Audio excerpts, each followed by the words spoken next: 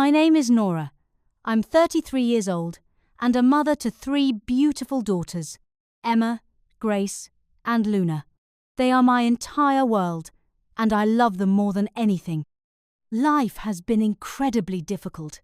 My mother passed away when I was young, and my husband abandoned us when our youngest was just a baby. He simply walked away, never calling, never sending money, and completely forgot about us. Since then, I've been raising my daughters alone. I have no family to help, no big house, and no extra money. We live in a small apartment in Willow Creek, and every month I worry about paying rent. I don't have a good job, a college degree, or many choices. But I am strong. I never give up. I work as a cleaning lady, independently, without a company or agency.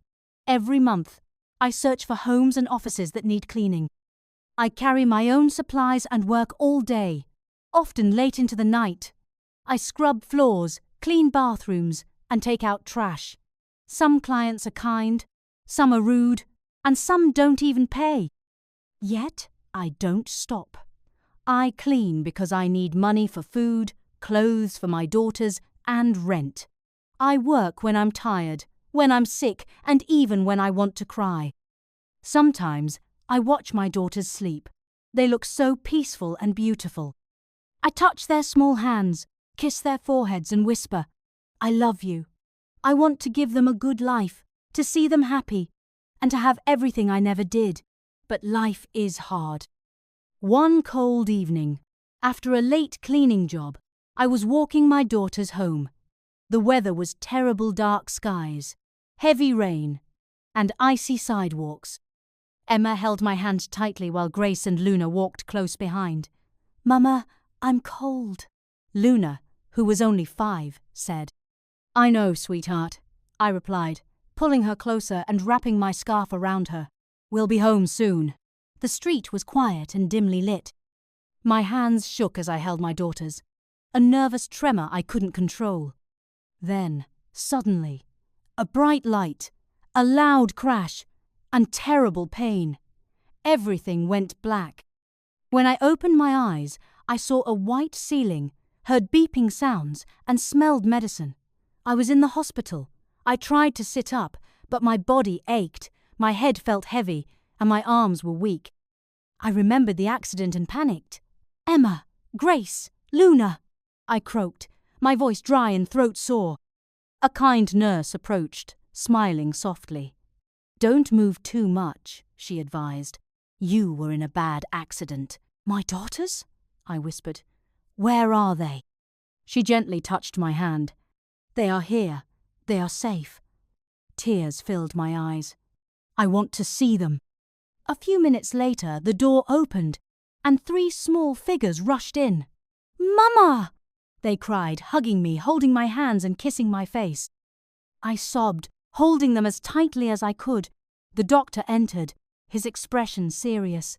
He delivered the bad news. "You have a broken leg. You need surgery and time to heal." Panic surged through me. "But I have to work. I have to pay rent. I have to feed my daughters." The doctor looked sad. "You need to rest," he insisted. Then I remembered something worse. The cleaning supplies I'd borrowed from a friend were destroyed, and I had accidentally damaged the front of a luxury store during the fall. The owner wanted 20. 0. I had nothing. I was broken. I covered my face and cried, my daughters crying with me. I felt lost and hopeless. The next day, something unexpected happened. My story spread online. People read about me, saw pictures of my daughters, and witnessed my suffering. Many kind individuals sent money, wanting to help. Then, one day, I received a phone call. A deep voice said, "I heard your story. I want to help you." I was scared. "Who are you?" "You will see soon," he replied. 2 days later, a group of people came to the hospital, bringing flowers and warm clothes for my daughters. Then, a young man walked in. He had kind eyes and smiled at me as he sat beside my bed. "You don't know me," he began. "But I know you." I was confused. "Why do you want to help me?" He smiled. "Because I can." Tears streamed down my face. "I don't know what to say." He gently touched my hand. "You don't have to say anything." A few days later, something unbelievable occurred. The young man and his team paid all my hospital bills, freeing me from that immense worry. But that wasn't all. One day, they took my daughters and me to a new placé. Big, beautiful house. "This is for you," they said. I stared at them, unable to speak or breathe. "For me?" I whispered. "Yes," they confirmed.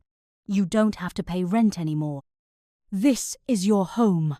I fell to my knees, crying uncontrollably, my daughters joining me in tears and hugs. "Is this real?"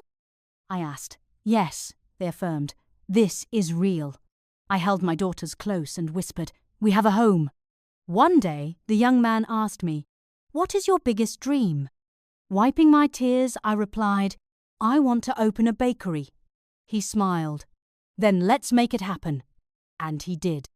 A few months later, I opened my own bakery, filled with fresh bread, warm pastries, and happy customers.